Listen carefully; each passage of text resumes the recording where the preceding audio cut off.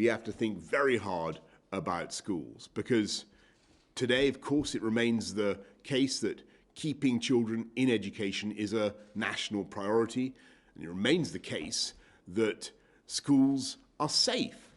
But we must face the reality that the sheer pace of the spread of this new variant requires us now to take even tougher action in some areas, and that does affect schools, and let me set out for you what this means.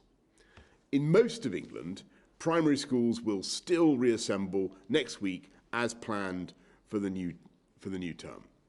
But in the areas we've just published today on gov.uk, I'm afraid the start of the new term will be delayed until at least January the 18th, when the latest data on those infection rates will be reviewed. And that is because the rate of transmission in these areas is so high, and there's just such pressure on the local NHS that extra action is required to control the spread of the virus.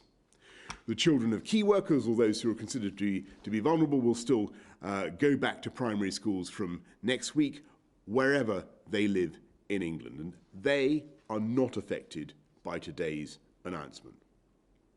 In secondary schools, all vulnerable children and the children of critical workers will go back next week across England as originally planned.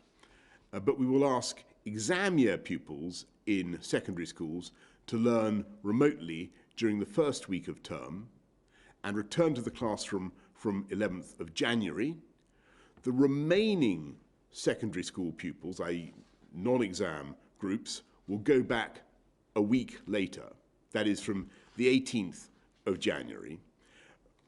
But I want to stress that depending on the spread of the disease, it may be necessary to take further action in their cases as well, in, as I say, the worst affected areas.